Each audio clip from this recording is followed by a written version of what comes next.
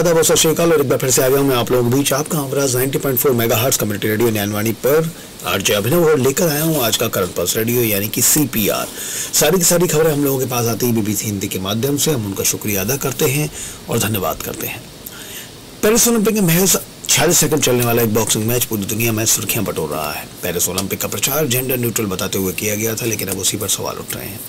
दरअसल 46 किलोग्राम भार वर्ग के राउंड ऑफ 16 का मैच इटली की एंजेलिना करीनी और अल्जीरिया की ईमान खलीफ के बीच खेला गया। इस मैच पर विवाद छिड़ गया है। एलन मस्क और लेखिका जेके रोलिंग समेत कई दिग्गजों ने इस पर अपनी राय रखी है। सोशल मीडिया पर लीक पर आरोप लगने की ईमान में टेस्टोस्टेरोन का इस तरह देखे यह हार्मोन पुरुषों में पाया जाता है और इसलिए ईमान के महिला स्पर्धा में हिस्सा लेने पर विवाद हो रहा है। ईमान को 2023 में भारत में हुई विश्व चैंपियनशिप में डिस्क्वालीफाई भी कर दिया गया था क्योंकि वो जेंडर टेस्ट में फेल हो गई थी। खेलों की दुनिया में जेंडर पर यह विवाद कोई नया नहीं है। पहले भी ऐसे कई मामले सामने आए जिनमें भारतीयों के नाम भी शामिल हैं और एक नजर ऐसे ही कुछ मामलों पर। लॉरेल हबार्ड न्यूजीलैंड की लॉरेल हबार्ड ओलंपिक में हिस्सा लेने वाली पहली ट्रांसजेंडर एथलीट हैं। योग्यता की शर्तों में बदलाव के बाद उन्हें टोक्यो 2020 के लिए विमेंस वेटलिफ्टिंग टीम में चुना गया था। साल 2013 में ट्रांसजेंडर के तौर पर दुनिया के सामने आने से पहले वो पुरुषों के इवेंट्स में हिस्सा लेती रही।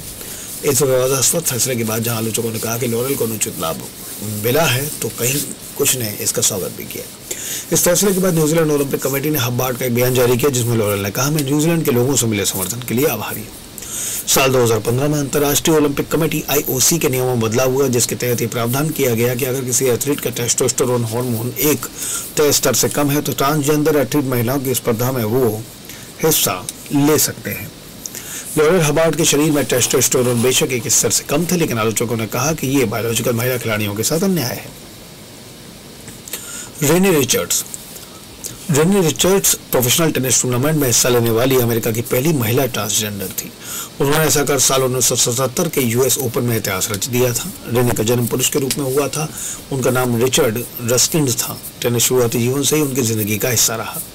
येल यूनिवर्सिटी में वो पुरुष टेनिस टीम की कप्तान थी। वो अमेरिका नौसेना में डॉक्टर के तौर पर सेवाएं दे चुकी हैं और इस दौरान उन्होंने ऑल नेवी टेनिस चैंपियनशिप भी जीती थी। रिचर्ड ने US ओपन में पुरुष के तौर पर कई बार हिस्सा लिया। रेने शादीशुदा थी और एक बच्चे की पिता थी, लेकिन अपने ही भीतर दो पर्सनालिटी के बीच हो रही लड़ाई से जूझ रही थी। साल 1975 में 40 साल की उम्र में रेने ने जेंडर चेंज करवाया, फिर अमेरिका के कैलिफोर्निया में एक नई जिंदगी की शुरुआत की और उन्होंने ला जोला टेनिस टूर्नामेंट जीता। इसके बाद 1976 में एक पत्रकार ने इस बात से पर्दा उठाया कि वो अतीत में पुरुष के तौर पर प्रतियोगिताओं में हिस्सा ले चुकी है। तब उनके जेंडर को लेकर खूब बवाल हुआ। आलोचकों ने कहा कि रेने का महिलाओं की प्रतियोगिता में हिस्सा लेना गलत है क्योंकि उनका शरीर बाकी महिलाओं के मुकाबले अधिक मजबूत है। US ओपन के 95 साल के इतिहास में तब पहली बार क्रोमोसोम जेंडर टेस्ट की शुरुआत हुई थी। रेने ने कहा, मेरी US ओपन खेलने की कोई मंशा नहीं थी, लेकिन जब खेलने की मंजूरी नहीं मिली तो सब बदल गया। आप मुझे नहीं बता सकते कि मैं खेल सकती हूँ या नहीं। मैं एक महिला हूँ और अगर मैं एक महिला के तौर पर US ओपन खेलना चाहती हूँ तो खेलूंगी। जब रेने को उनके एक दोस्त ने न्यू जर्सी के साउथ ऑरेंज ओपन में खेलने के लिए बुलाया तब 20 महिलाओं ने इसका विरोध करते हुए इवेंट का बहिष्कार किया था। रेचल मैकिनॉन कनाडा की ये ट्रांसजेंडर महिला खिलाड़ी भी खूब विवादों में रही है। महिलाओं के साथ प्रतिस्पर्धा में इनके हिस्सा लेने का विरोध हुआ था। साइकिलिंग से जुड़े टूर्नामेंट में तीसरे स्थान पर आई खिलाड़ी जेन वैगनर असाली ने प्रतियोगिता को अनुचित बताया था। उन्होंने साइकिलिंग की अंतर्राष्ट्रीय नियामक संस्था से अपने नियमों में बदलाव की मांग की थी। रेचल ने साइकिलिंग की विश्व चैंपियनशिप जीती थी। आलोचकों ने कहा कि बायोलॉजिकल तौर पर पुरुष के शरीर वाली ट्रांस महिलाओं का बायोलॉजिकल महिलाओं के साथ प्रतिस्पर्धा करना अनुचित है। इस पर रेचल ने कहा था कि आलोचकों की ये बात अंतर्राष्ट्रीय ओलंपिक कमेटी के चार्टर के मुताबिक सही नहीं है, जिसमें कहा गया था कि स्पोर्ट्स खेलना एक मानव अधिकार है। रेचल मैकिनॉन ने जिस कैटेगरी में हिस्सा लिया था उसी में हिस्सा लेने वाली पूर्व British masters champion Victoria hood ने BBC रिपोर्ट से कहा कि अन्य राइडर्स ने विश्व चैंपियनशिप में हिस्सा लेने के मौके को त्याग दिया क्योंकि वो रेचल मैकिनॉन से प्रतिस्पर्धा नहीं करना चाहती। विक्टोरिया ने कहा कि विज्ञान स्पष्ट कहता है कि ट्रांस महिलाओं के पास एडवांटेज होता है। वो कहती हैं, आज किसी ऐसे शख्स ने विश्व रिकॉर्ड तोड़ा है जो पुरुष के तौर पर पैदा हुआ था, जिसे महिला कहा जाता है। उसके और एक महिला के तौर पर पैदा हुई खिलाड़ी के बीच अंतर बढ़ जाता है। दुती चंद भारतीय स्प्रिंटर दुती चंद ने अपना पहला नेशनल लेवल मेडल 2007 में जीता था। 2013 में उन्हें एशियन चैंपियनशिप में ब्रॉन्ज मिला था।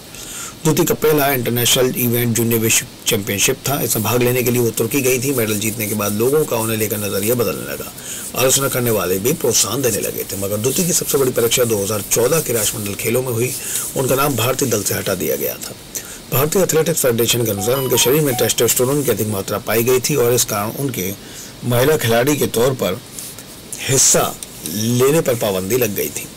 विरोध में द्युति ने 2015 में court of arbitration for sports यानी केस में अपील की थी। वो केस जीत गई। द्युति ने 2017 की एशियन एथलेटिक्स चैंपियनशिप में 2 ब्रॉन्ज मेडल जीते थे।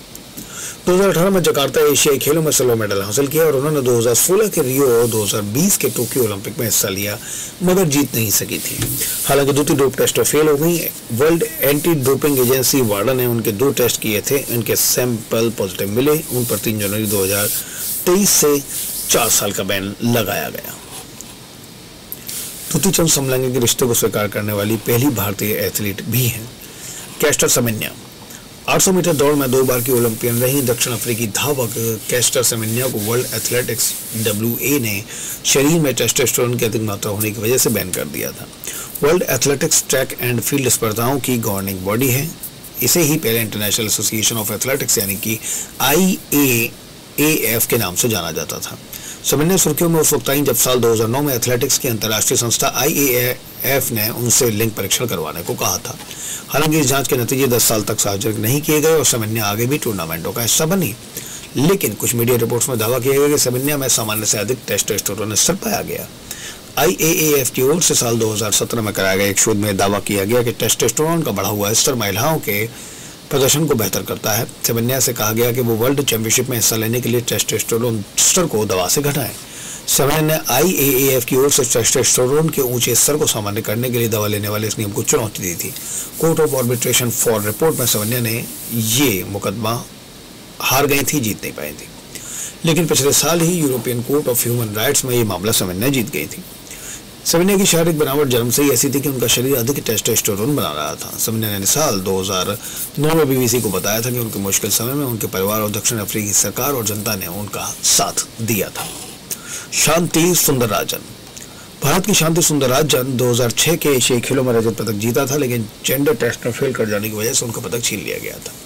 शांति सुंदरराजन ने साल 2006 के दोहा एशियाड में 800 मीटर दौड़ में रजत पदक जीता था। उनकी परेशानियों का दौर उस समय शुरू हुआ जब वो जेंडर टेस्ट में फेल हो गई। इसके बाद एथलेटिक फेडरेशन ऑफ इंडिया ने उन पर किसी भी इवेंट में भाग लेने पर प्रतिबंध लगा दिया था। शांति भी उनके भीतर में भी हाइपर एंड्रोनिज्म पाया गया था, जिसकी वजह से महिलाओं के शरीर में अत्यधिक टेस्टोस्टेरोन बनता है। हालांकि इसके 10 साल बाद शांति को तमिलनाडु सरकार ने नौकरी दी और उन्हें तमिलनाडु स्पोर्ट्स डेवलपमेंट अथॉरिटी का स्थायी कोच नियुक्त किया गया था। ईमान खलीफ ताजा मामला अल्जीरिया की बॉक्सर ईमान खलीफ से जुड़ा है। पेरिस में चल रहे ओलंपिक खेलों में गुरुवार को उनका मुकाबला इटली की बॉक्सर एंजेला करीनी के साथ हुआ। 6 सेकंड के इस मैच से एंजेला रोते हुए बाहर आई और फिर रेफरी ने ईमान को विजयी घोषित कर दिया। इसी हार पर विवाद हो गया। एंजेला के बाहर जाने से पहले ईमान के मुक्के के कारण उनके सिर पर लगा हेडगियर अपनी एक जगह से हट गया था। जब ईमान को विजयी घोषित किया गया तब एंजेला ने उनसे हाथ नहीं मिलाया। वो घुटनों के बल रिंग में बहुत देर तक रोती रही। एंजेला ने कहा, मुझे अपनी जान बचानी थी, मैं किसी को जज नहीं करती, मैं रिंग में नहीं डरती, मैंने इस मैच को खत्म कर दिया क्योंकि मैं इसे जारी रखने में सक्षम नहीं थी।